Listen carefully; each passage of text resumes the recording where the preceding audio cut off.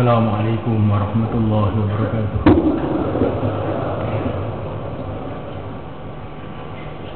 Innal hamdalillah nasta'inuhu wa nastaghfiruhu wa nu'minu bihi wa natawakkalu alayhi wa na'udzu bihi min shururi anfusina wa min sayyiati a'malina. من يهديه الله فلا مضل له ومن يضلل فلا هادي له. أشهد أن لا إله إلا الله وحده لا شريك له وأشهد أن سيدنا ومولانا وحبيبنا محمدا عبده ورسوله أرسله الله في الهدى ودين الحق ليظهره على الدين كله ولو كره الكافرون. اللهم صل وسلم وبارك عليه وعلى آله وأصحابه والتابعين لهم بإحسان إلى يوم الدين. أما بعد، فقد قال تعالى في كتابه الكريم: إن الذين قالوا ربنا الله ثم استقاموا تتنزل عليهم الملائكة ألا تخافوا ولا تحزنوا وأبشروا بالجنة التي كنتم توعدون نحن أولياؤكم في الحياة الدنيا وفي الآخرة ولكم فيها ما تشتهي أنفسكم ولكم فيها ما تدعون نزلا من غفور رحيم. ومن أحسن قولا ممن دعا إلى الله وعمل صالحا وقال إنني من المسلمين. ولا تستوي الحسنة ولا السيئة ادفع بالتي هي أحسن فإذا الذي بينك وبينه عداوة كأنه ولي حميم. وما يلقاها إلا الذين صبروا وما يلقاها إلا ذو حظ عظيم.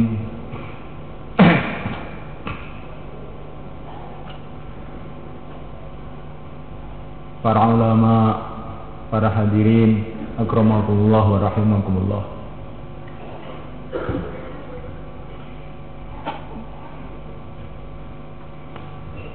Kita datang ke dunia ini bukanlah atas kehendak kita. Kita dulu tidak ada. Kemudian Allah Subhanahu wa ta'ala dengan kudratnya, dengan iradahnya telah mendatangkan kita ke dunia ini.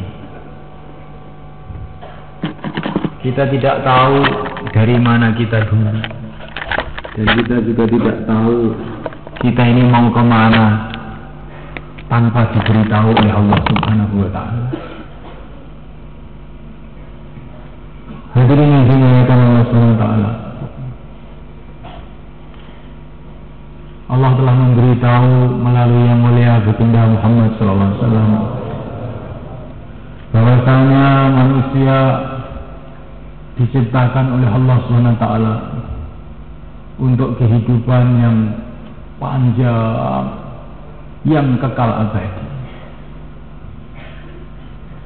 Tidak akan selesai cerita seorang anak manusia sebelum fariqun fil jannah wa fariqun fis sa'ir. Sebagian manusia ke surga, sebagian manusia ke neraka. Barulah selesai ceritanya seorang manusia.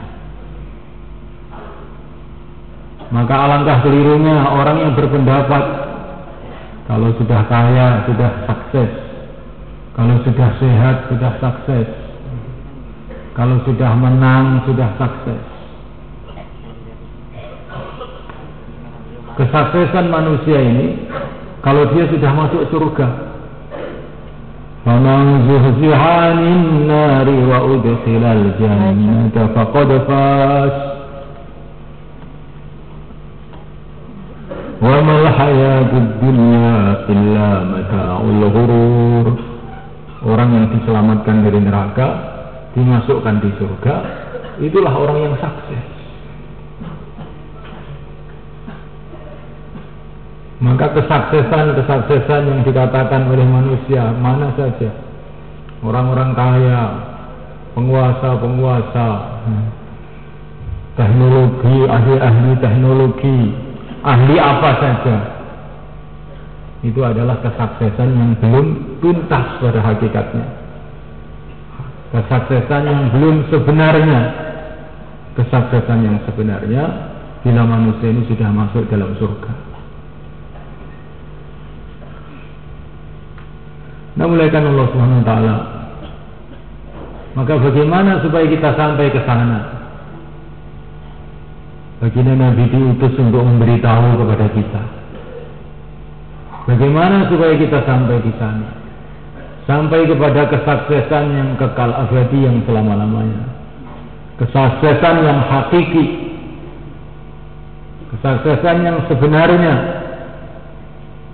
Kesuksesan yang tidak ada kegagalan selama-lamanya, tidak akan ada kesusahan selama-lamanya, tidak akan ada masalah selama-lamanya. Kesuksesan yang telah dijanjikan oleh Allah. Maka caranya itu sederhana dan mudah. Baginda Nabi telah menyampaikan perkara ini. Beliau telah datang ke setiap orang, memberitahu ke setiap rumah, menelusuri lorong-lorong dan jalan-jalan, dari kampung ke kampung. Beliau mengatakan, ayyuhan nas, qulu la ilaha illallah tuflihu. Hai manusia, katakanlah la ilaha illallah, kamu akan sukses. Kesuksesan adalah hanya dalam satu jalan saja.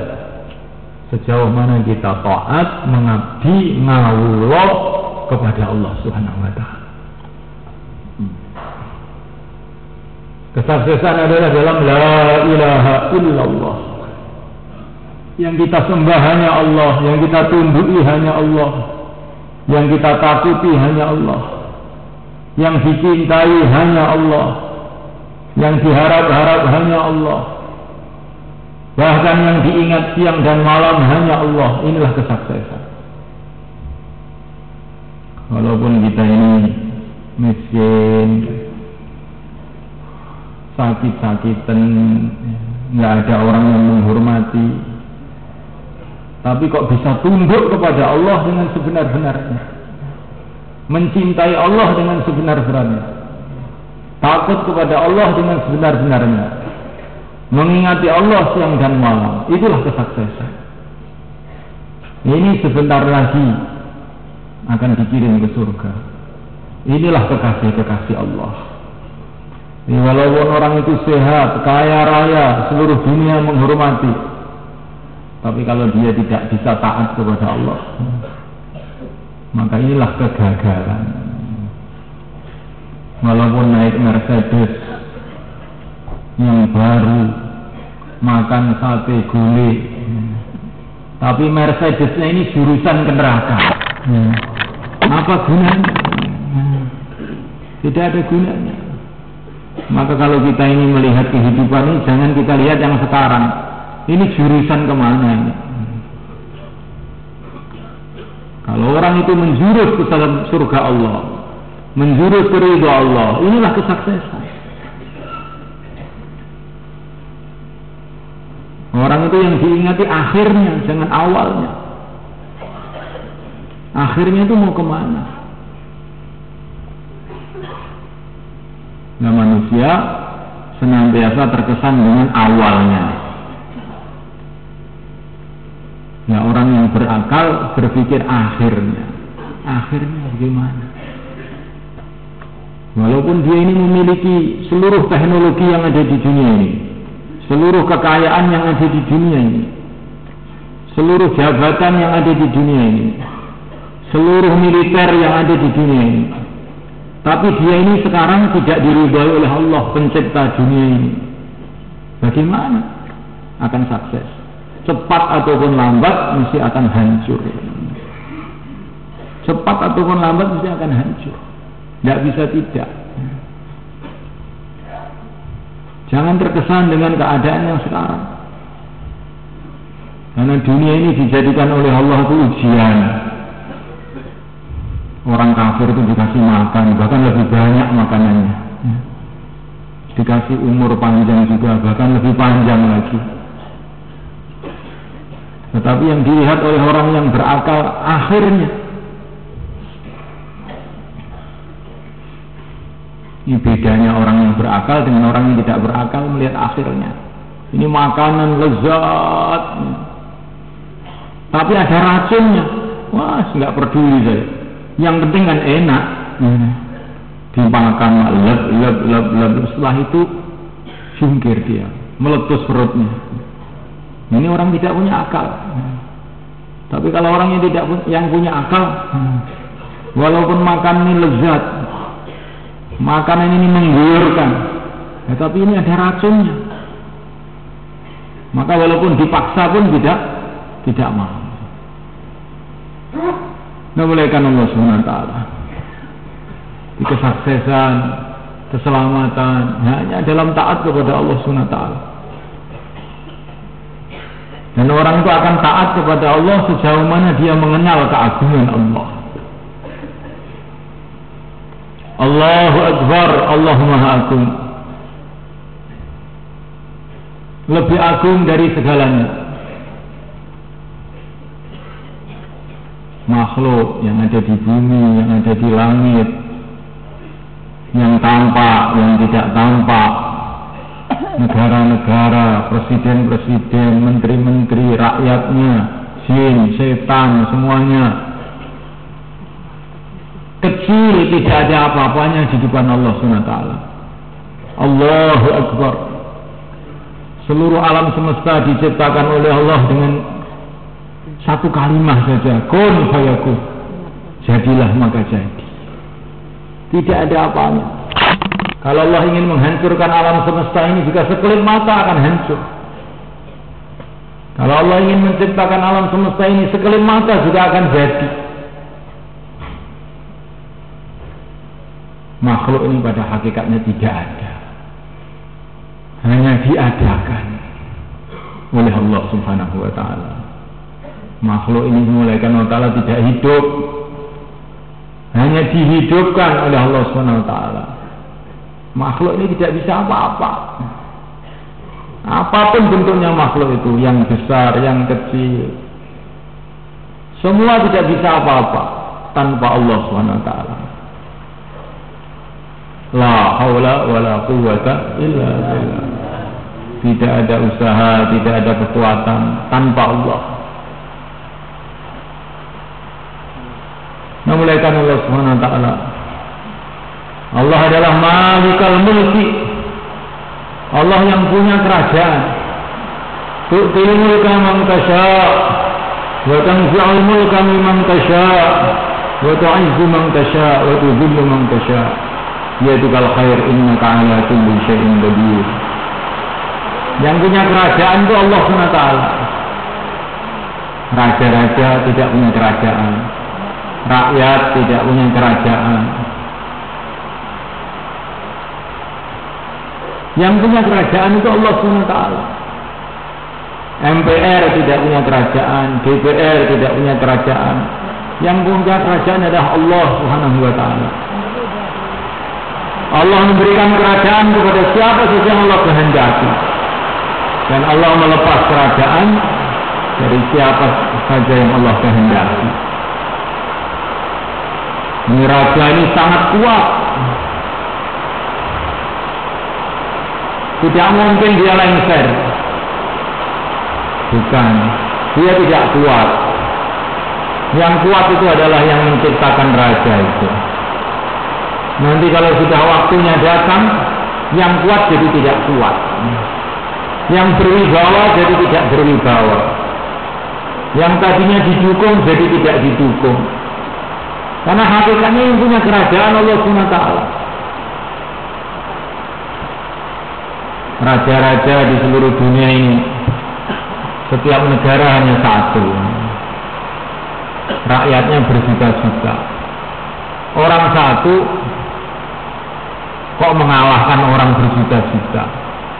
bukan dia yang mengalahkan, bukan dia yang berwibawa, bukan dia yang menakutkan, tapi hakikatnya ini di belakang ini kudrat Allah, kekuasaan Allah telah mengatur kerajaan menurut kehendak Allah SWT.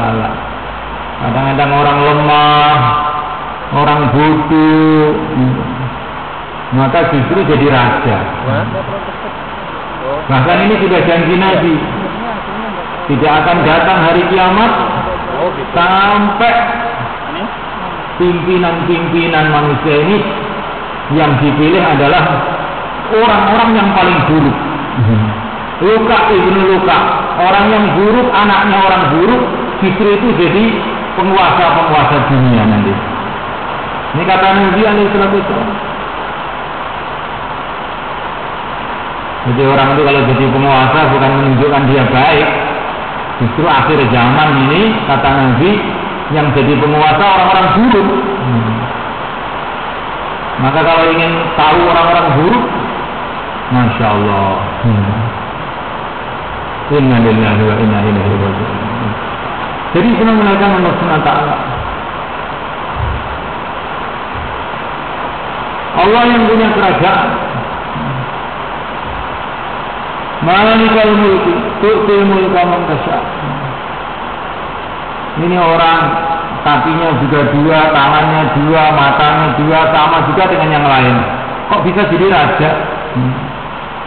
Kok bisa jadi penguasa? Kenapa? Mau Allah jadikan begitu. Allah jadikan begitu. La ilaha illallah. Keyakinan, sehingga kita ini tidak terkesan dengan suasana-suasana keadaan. Kullun min indillah, segala sesuatu adalah dari Allah. Kullun min indillah, segala sesuatu adalah dari Allah. Al-Hadi yang memberikan hidayah. Tidak ada yang bisa mendapatkan hidayah kecuali dengan hidayah Allah. Dialah Allah Al-Mubin, yang menyesatkan juga hanya Allah. Yang bisa menyesatkan Allah, yang bisa memberikan hidayah juga Allah. Maka senantiasa tawajuh kepada Allah. Ya Allah turunkan hidayah, ya Allah turunkan hidayah, ya Allah janganlah Engkau sesatkan kami. Para nabi, para rasul doa, orang-orang beriman doa, Rabbana la tuzigh qulubana ba'da idh hadaitana. Ya Allah janganlah Engkau selewengkan hati kami setelah Engkau memberikan hidayah kepada kami. Allah Ar-Raziq, Ar-Razzaq, yang memberikan rezeki. Yang memberikan rezeki hanyalah Allah. Rezeki itu datang bukan karena kecerdasan seseorang, bukan karena kepandaian seseorang, bukan pula karena nasab seseorang. Ada orang, anaknya orang kaya tapi jadi miskin, ada anaknya orang miskin jadi kaya, orang bodoh kaya, orang pintar selalu gagal dalam usahanya. Kamalimin alimin ayat madahibu wa jahilin tarahu marzuqa. Banyak orang yang pandai, sangat pandai, usahanya gagal terus. Banyak orang bodoh, sangat bodoh, rizkinya melimpah ruah. Menunjukkan yang memberi rizki itu Allah. Kalau yang memberikan rizki itu kecerdasan, kepandaian, ijazah, burung-burung nggak dapat rizki. Karena burung ini nggak punya ijazah. Ikan-ikan di lautan akan mati semua. Yang memberikan rizki hanya Allah SWT. Nah, oleh karena Allah SWT, kullun min indillah, segala sesuatu hanyalah dari Allah. Makhluk tidak bisa buat apa-apa tanpa Allah. Maka ini keyakinan ditanamkan dalam hati. Bagaimana caranya? Diulang-ulang, dibicarakan, diulang-ulang, dan disampaikan kepada orang lain.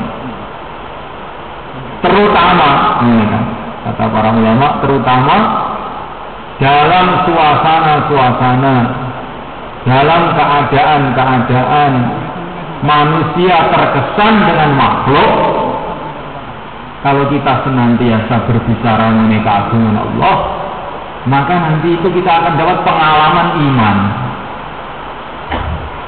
Di saat manusia terkesan dengan makhluk, seperti cerita Nabi Musa, kaumnya semuanya terkesan dengan keadaan. Inna lamudrakun, kita tertangkap. Tapi dalam suasana itu Nabi Musa bicara keagungan Allah. Kalau jangan berpikir seperti itu kan. Inna ma'aya Rabbi sayahdin, Tuhanku bersama aku akan memberikan petunjuk kepada aku.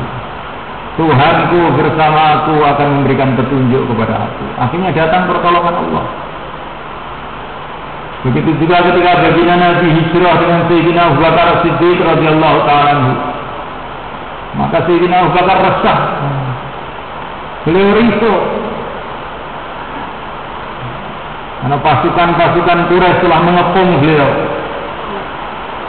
Abu Bakar berpikir, kalau saya mati nggak masalah, Abu Bakar mati nggak masalah. Tetapi kalau Rasulullah sampai dibunuh, apa yang akan terjadi? Maka beliau resah. Maka dalam keadaan resah ini, baginda Nabi, apa yang beliau katakan? La tahzan, innallaha ma'ana. Jangan kamu bersedih hati, Allah bersama kita. Allah bersama kita. Akhirnya datang pertolongan Allah SWT. Begitu juga Nabi Ibrahim alaihissalam ketika menghadapi masalah, maka senantiasa bicara keagungan Allah. Tangannya ditali, kakinya ditali, dilemparkan dalam api oleh Namrud. Tapi beliau tidak bicara Namrud. Namrud itu betul-betul kurang ajar. Namrud itu betul-betul orang begini, orang ini tidak. Tangannya ditali, kakinya ditali, lemparkan dalam api. Hasbunallah, cukup Allah. Akhirnya datang pertolongan Allah.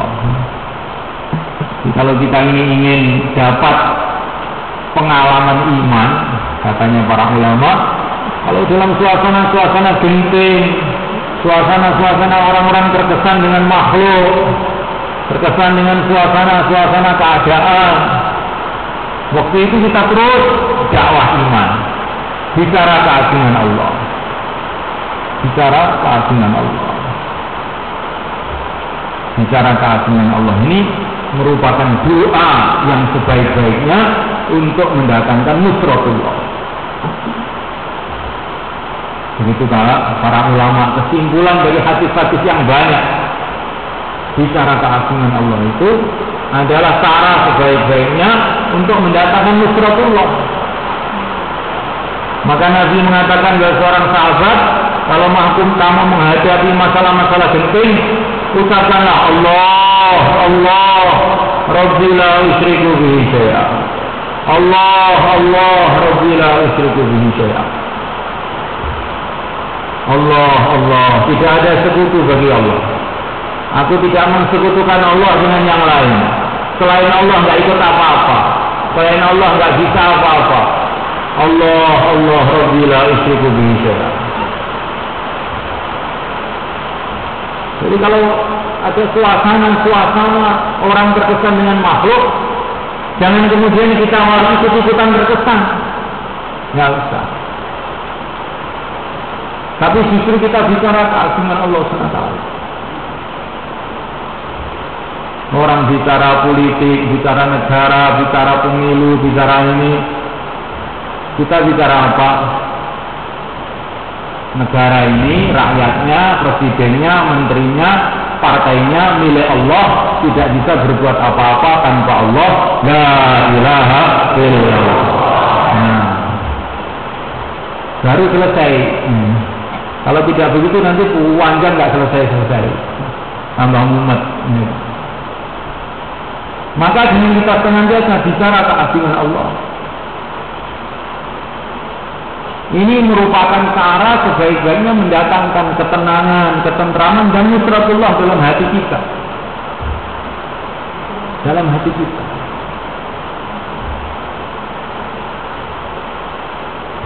Yang penting kita sibuk di dalam amal, sibuk di dalam amal, sibuk di dalam taat kepada Allah.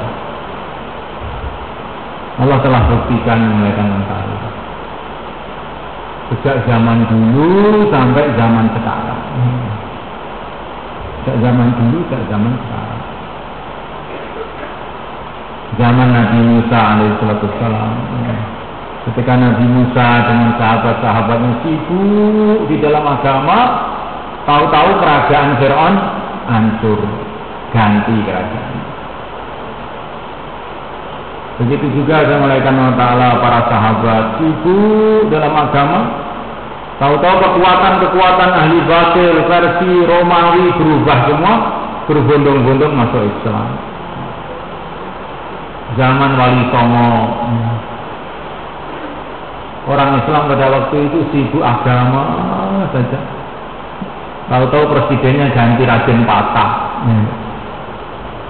Ini kalau ulamanya itu Wali Songo, cocoknya presidennya Raden Patah. Tapi kalau ulamanya ini seperti kita ini, ya presidennya Raden Patah nggak cocok. Jadi malaikat Allah Ta'ala apa? Sama takununa yuwalla alaikum, kata Nabi. Sebagaimana keadaan kamu itulah pimpinan kamu. Kalau keadaan kamu itu baik, Allah nanti akan pilih pimpinan-pimpinan baik untuk kamu. Tetapi kalau keadaan kamu itu buruk, penuh dengan kemaksiatan, juga Allah akan pilih pimpinan-pimpinan yang buruk. Jadi itu malaikat Allah Ta'ala, zaman dulu, zaman sekarang, zaman yang akan datang itu sama. Yang berkuasa itu hanya Allah. Yang berkuasa hanya Allah. Maka untuk usaha apa saja jalannya satu. Bagaimana kita ini dicintai oleh Allah, itu saja. Inilah arah usaha para nabi, para rasul. Bagaimana orang itu dicintai oleh Allah. Kalau sudah dicintai oleh Allah, nanti akan datang macam-macam kebaikan-kebaikan di dunia ini dan di akhirat. Itu arah kita. Yakin kepada Allah, yakin kepada janji-janji Allah.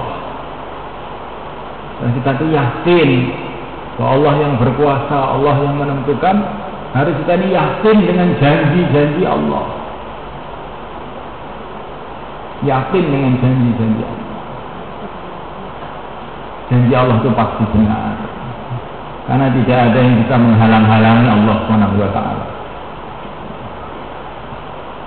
Di dalam perintah Allah itu pasti ada kebaikan. Yakin di dalam hati. Seperti yakinnya Nabi Ibrahim alaihissalam. Perintah Allah itu mesti mendatangkan kebaikan. Walaupun akal kita tidak paham, hati kita itu berat, tapi ini perintah Allah, mesti ada kebaikannya. Maka Ibrahim diperintah menyembelih anaknya, beliau pun tunduk tanpa taslim, menyerah total. Dipanggil anaknya yaitu Ismail. Inni ara fil manami anni azbahuk fanzur madza tara. Hai anakku, saya bermimpi menyembelih kamu, bagaimana pendapat kamu? Bagaimana pendapat kamu? Ini ujiannya Nabi Ibrahim kepada anaknya. Kalau kita punya anak itu ujiannya ini yang harus kita pikirkan. Bukan ujian SMP, SMA, ujian perguruan tinggi, ujian sanawiyah, ujian aliyah, bukan itu. Ujian yang terpenting itu siap disembelih untuk taat kepada Allah atau enggak kamu? Hai anakku, saya mimpi menyembelih kamu. Bagaimana pendapat kamu? Ternyata Ismail lulus 100%, ranking 1. Ya abadi fa'al ma tu'maru satajiduni insyaallahu minas sabirin. Kerjakan hai ayahku apa yang diperintahkan oleh Allah kepada engkau. Insyaallah engkau akan menemukan aku termasuk orang yang sabar. Akan saya buktikan itu. Ini bukan omong kosong, saya itu siap dan membuktikan kesiapan saya ini. Lulus. Akhirnya ayahnya jadi kekasih Allah, anaknya jadi Nabi Allah, cucu-cucunya jadi Rasul-Rasul Allah. Nah ini ujian yang harus kita renungi untuk diri kita, untuk anak kita. Nek umpama Gusti Allah iki merintahne aku mbeleh kowe ngono, apa ya kowe siap? Nggih mboten mungkin wong sampean senes nabi diperintah Gusti Allah. Ya umpama iki. Umpama siap loh. Mbah lulus tenan anakku tenan kowe iki. Saiki gak tak beleh kowe metu 4 bulan. Kedengaran. Jadi dimulaikan Allah Ta'ala ini ujian yang terpenting. Ini ujian dasar. Maka sebagai orang tua itu melihat anaknya ini sudah bisa lulus dalam ujian ini belum anak saya. Seberapa kesiapan dia taat kepada Allah. Kalau dia ada kesiapan taat pada Allah, beres. Anak saya ini beres. Nggak ada kekhawatiran apa-apa. Man yuti'illah wa rasulahu faqad faza fawzan 'azima. Barang siapa taat kepada Allah telah beruntung yang besar. Orang sudah beruntung nggak perlu susah-susah. Walaupun dia ini sudah hafid Quran, sudah hafal beribu-ribu hadis, tapi kalau belum ada kesiapan taat kepada Allah, begitu durung lulus le. Durung lulus ini. Tapi kalau sudah ada kesiapan taat kepada Allah, apapun risikonya, nah itu namanya baru lulus. Memulaikan Allah Ta'ala. Yakin kepada Allah, yakin kepada perintah Allah.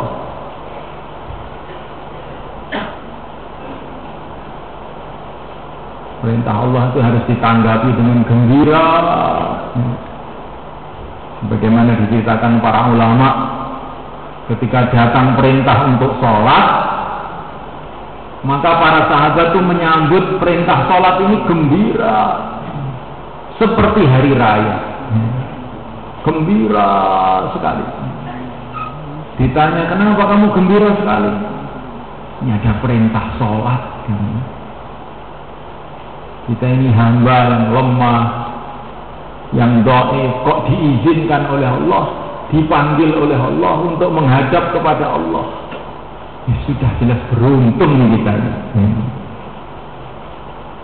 Jadi para sahabat itu memahami perintah Allah dengan gembira, menerima perintah Allah gembira, senang dengan perintah Allah, bukan beban. Perintah Allah itu kegembiraan. Seperti kita juga, kalau orang diangkat dapat perintah dari presiden, namanya gembira malah, bukan beban, malah gembira. Nah ini diperintah oleh Allah yang menciptakan seluruh rahasia, menciptakan seluruh alam semesta. Gembira, saya dapat tugas. Tugasnya tambah gede-gede, tambah senang.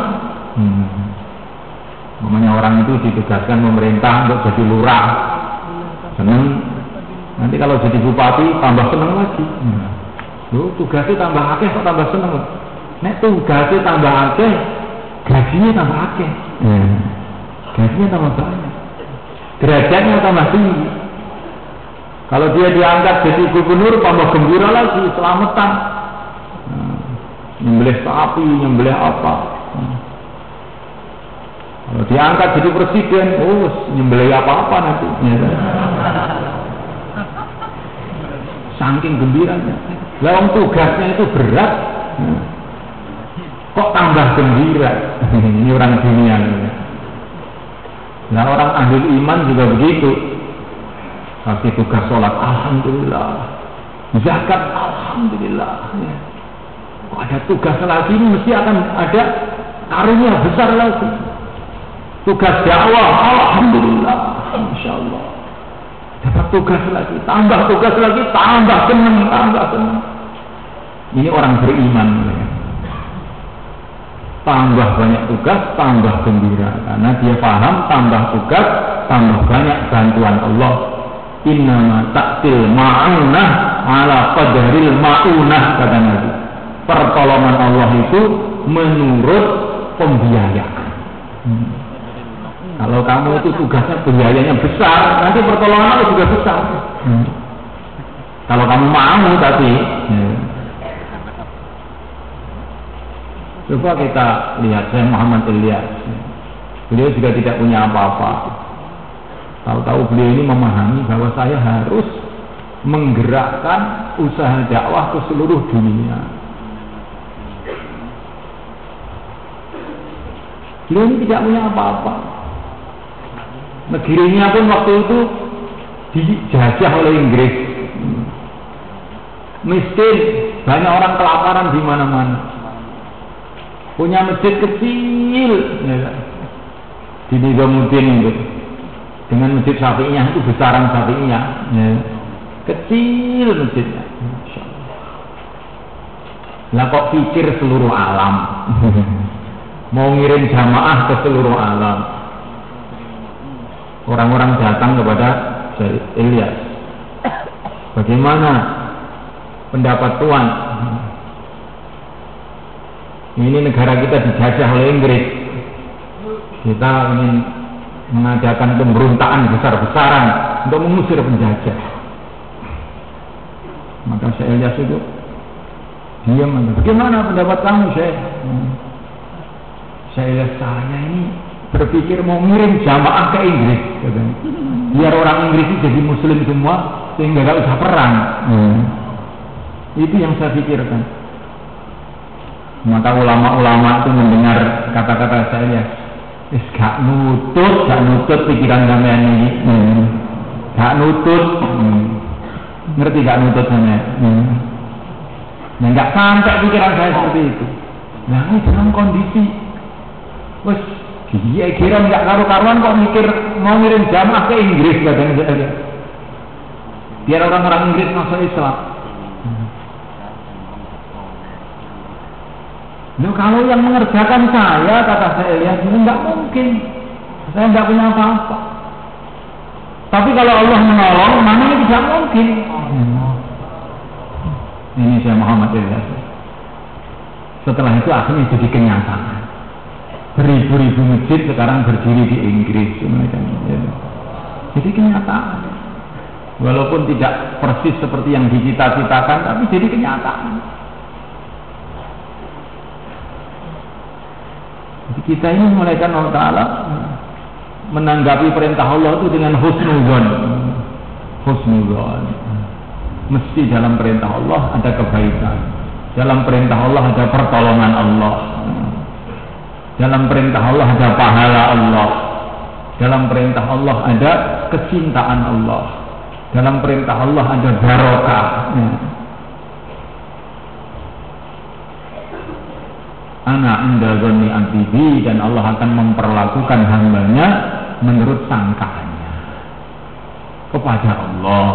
Nah, kalau orang itu nyangka baik terus kepada Allah, Allah akan tolong saya, Allah akan berkati saya dengan amal agama ini. Nanti juga Allah akan mendatangkan pertolongan-pertolongannya. Tapi kalau kita ini suudzon, wah gawat. Ini dakwah terus ini terus mangan opo iki kok. Ya mangan sego, mangan opo.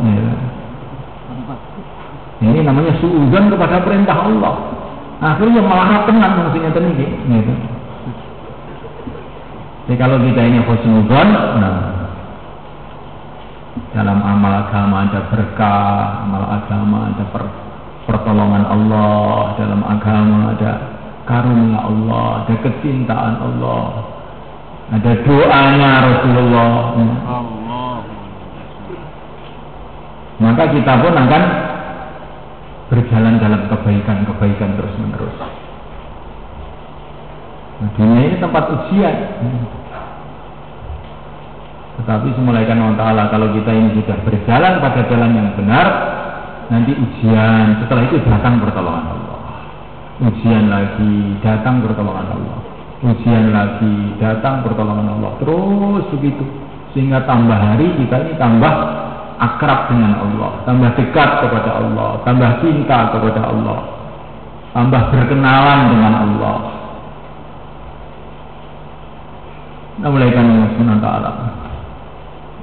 Pertama kali meluruskan keyakinan kepada Allah, kemudian yang kedua meluruskan keyakinan kepada Rasulullah SAW. Rasulullah itu utusan Allah. Menyuti Rasul, faqad ata Allah. Taat kepada Rasul, taat kepada Allah. Taat kepada Allah tidak bisa kecuali dengan taat kepada Rasul.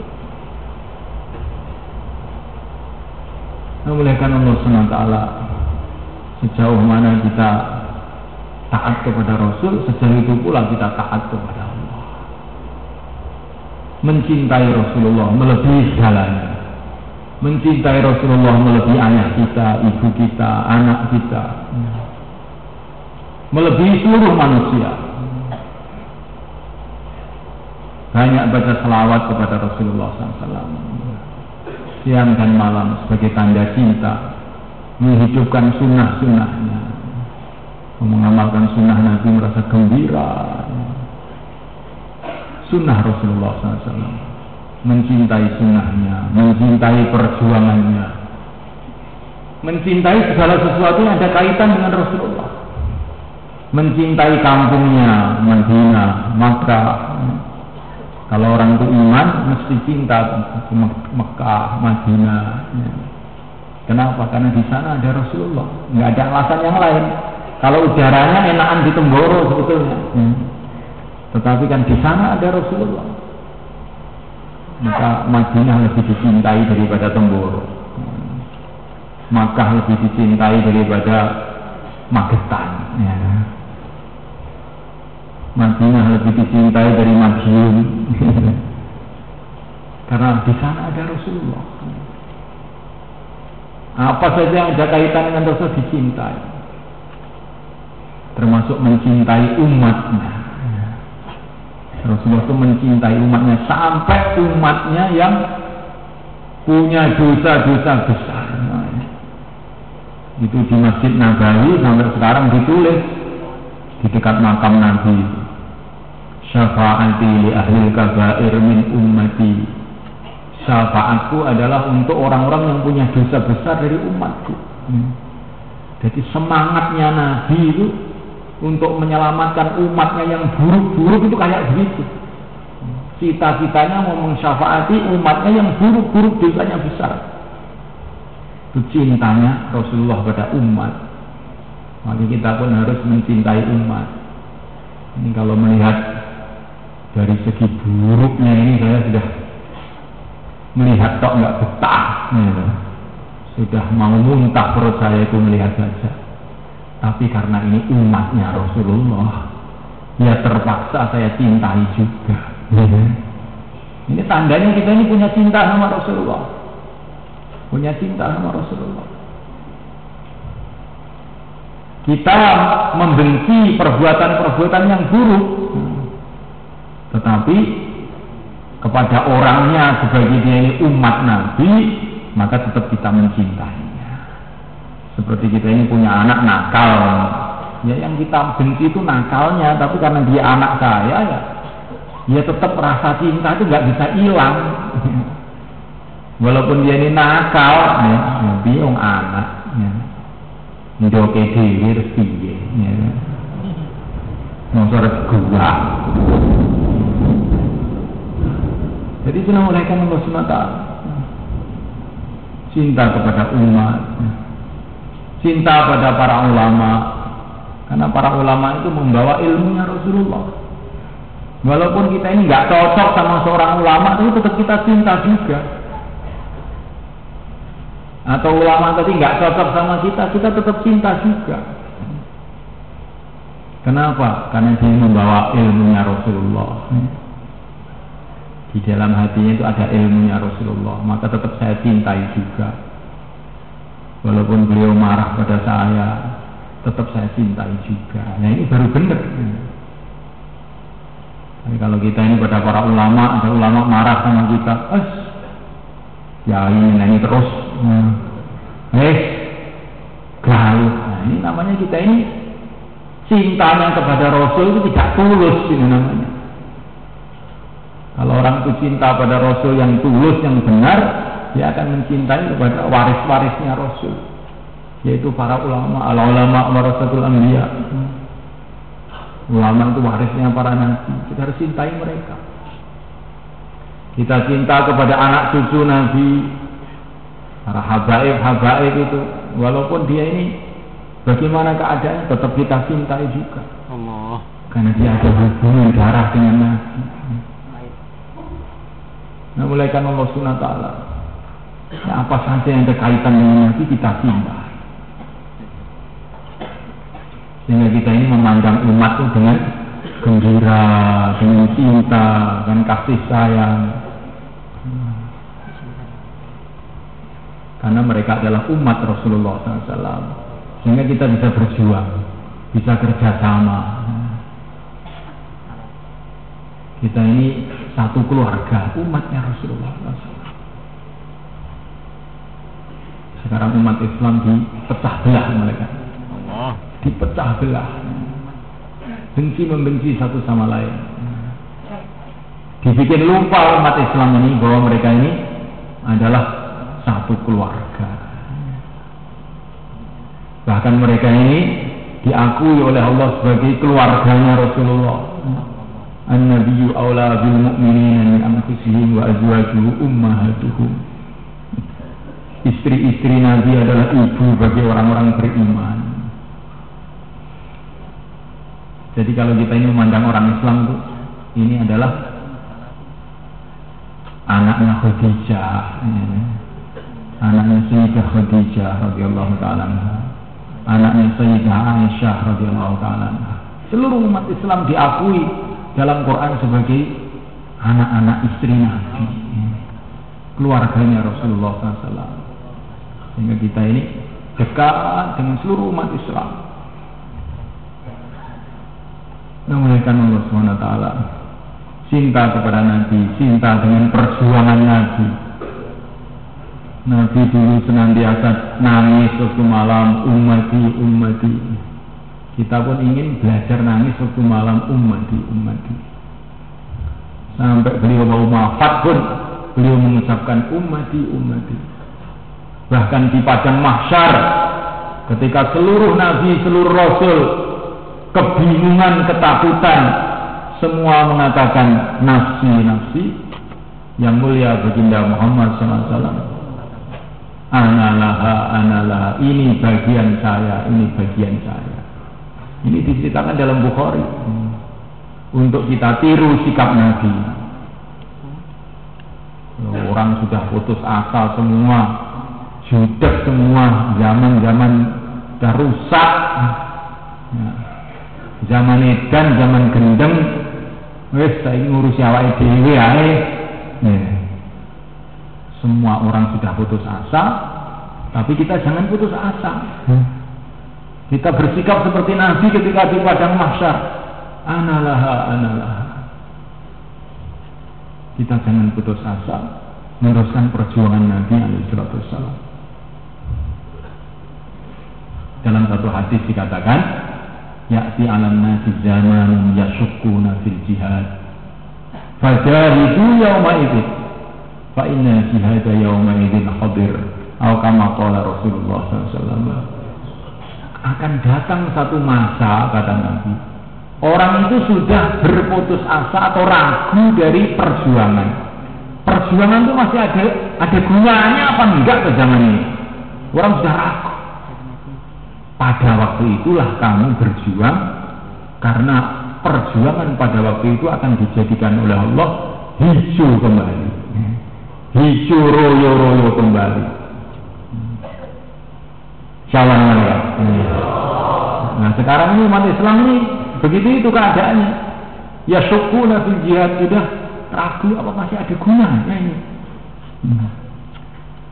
Ibaratnya orang bangun katanya, maka yablughul bunyanu yauman tamamahu idza kunta tabnihi wa ghairuka yahdimu. Kata orang putus asa, bagaimana bangun mau selesai? Yang satu bangun, yang satu ngebruk kan. Si sitok bangun, sitok ngebruk nih, terus kapan jadi ini? Wes gak kan bangun wae wes. Ini orang putus asa. Nah sekarang umat Islam ini keadaan seperti itu. Berputus asa di mana? Apa masih ada gunanya berjuang pada zaman ini? Maka Nabi mengatakan, kalau sudah zaman orang ragu terhadap perjuangan, berjuanglah pada waktu itu, karena perjuangan Allah akan menjadikan semarak kembali. Nah semoga zaman ini, Insya Allah, sebentar lagi akan istimewa di Jakarta. Jamaah sebanyak-banyaknya akan dikirim dalam negeri, ke luar negeri, ke seluruh dunia. Insya Allah kita akan lihat bagaimana perjuangan semarak kembali. Perjuangan akan semarak kembali. Sekarang ini berita-berita yang menggembirakan ini, saya rasakan itu hanya di dalam forum-forum dakwah. Di sana ada orang sholat, di sana ada orang masuk Islam, di sana masjid mulai hidup, di negeri sana daerah mulai terbuka. Allah bikin perjuangan hijau kembali di mana-mana di seluruh dunia. Maka kita syukuri mulai kan usaha-usaha yang telah Allah berikan pada kita. Insyaallah mulai sudah Allah tampakkan barokahnya usaha-usaha ini di seluruh dunia.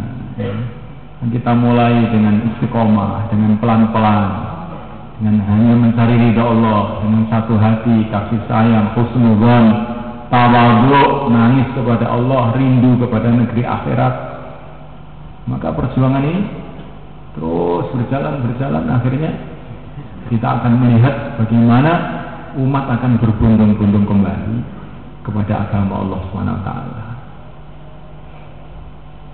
Nah, mulai kan Allah Ta'ala 70 tahun yang lalu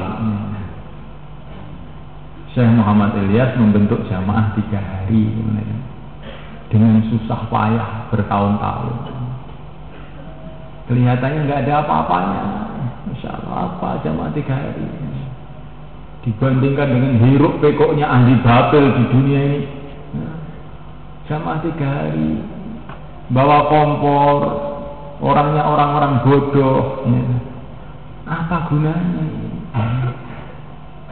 Tapi Syekh Ilyas rahimahullah husnudzon, ini memang jamaah-jamaah orang-orang lemah, orang-orang bodoh, jumlahnya tidak banyak, tetapi ini meneruskan jamaahnya Rasulullah. Ini mesti berkah nanti. 70 tahun yang lalu, cuma beberapa orang.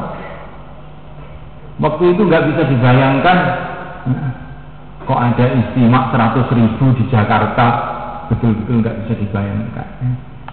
Ada istimewa dakwah di Amerika, betul-betul tidak bisa dibayangkan. Ada istimewa dakwah di Malaysia, betul-betul nggak bisa dibayangkan. Tapi begitulah mengenaikan kalau kerja itu diterima oleh Allah, walaupun kelihatannya kecil, nanti lama-lama itu membesar. Maka yang penting kerja diterima oleh Allah. Dalam satu hadis, kalau amalan itu ikhlas diterima oleh Allah, maka amalan 1 biji zarrah bisa jadi seperti gunung. Ya begitu juga kerja ini. Kalau kita ini betul-betul semata-mata karena Allah, nanti kerja sedikit-sedikit, tahu-tahu Masya Allah, menjadi asbab hidayat untuk beribu-ribu orang, juta-juta orang. Kita tidak tahu. Allah tutup Tapi Allah janji, in tansurullah yang surkum, kamu tolong agama Allah, Allah tolong kamu. Itu aja yang kita, bahan kita cuma itu aja. Kita nggak punya apa-apa. Oleh karena itu semuanya yang niat untuk 4 bulan, 40 hari, silahkan berdiri selatan. Nah, monggo sing badhe medal kanulan kanggo pinten, cuman itu loh monggo. Monggo. Masukkan CD.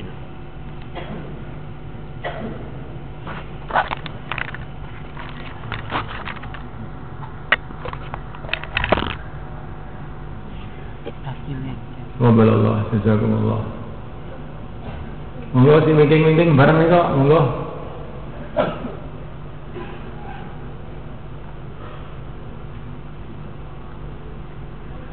Saat ini medal bentuk jamaah sang kata-katai sebatas mengke saking istimak kita teng Jakarta ini tambah kata malih.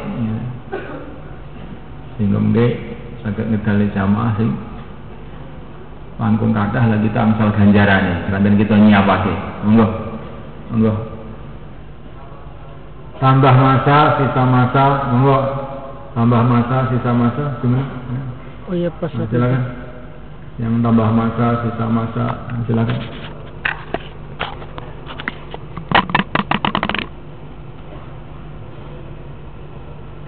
Monggo langsung cepat langsung saya, monggo.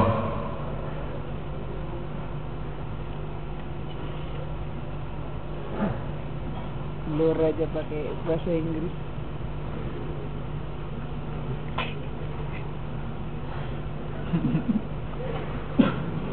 Pinten-pinten mawon, monggo pinten-pinten mawon. Sing sebulan, sing 10 dino.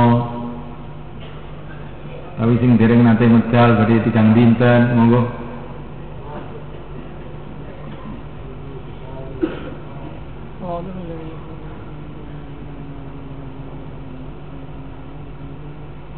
Insyaallah niat nggih.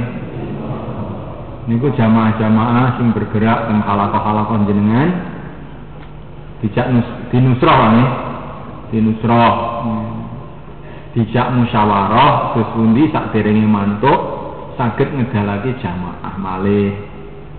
Jamaah mantuk, jamaah berangkat. Jamaah mantuk berangkatnya jamaah, jamaah mantuk, jamaah berangkatnya jamaah. Nikilah pikir seluruh alam. Namanya pikir seluruh alam itu bagaimana? Pikir seluruh alam itu bukan orang sudah puter seluruh alam, nggak bisa tepat sikile. Ya, pikir seluruh alam itu jamaah keluarkan jamaah. Nabi itu rahmat lil alamin. Bagaimana bentuk kerjanya? Jamaah keluarkan jamaah. Nah kalau jamaah tidak mengeluarkan jamaah, ini ku namanya mandek.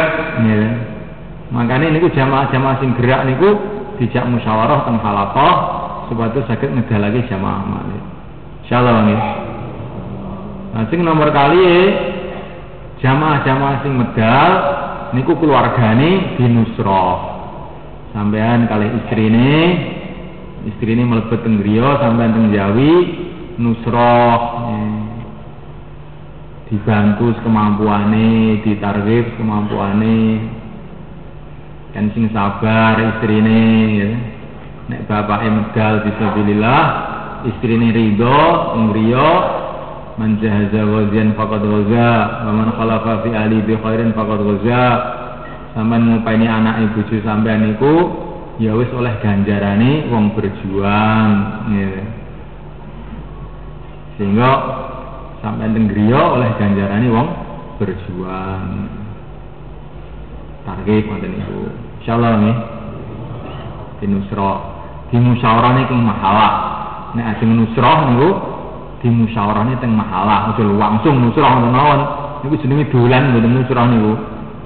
Jadi usaha agami niki napa mawon kudu dimusyawarahne. Nek gak dimusyawarahne jenenge keluyuran mboten berjuang. Insyaallah nggih. Walaupun apik nek gak musyawarah niku jenenge keluyuran.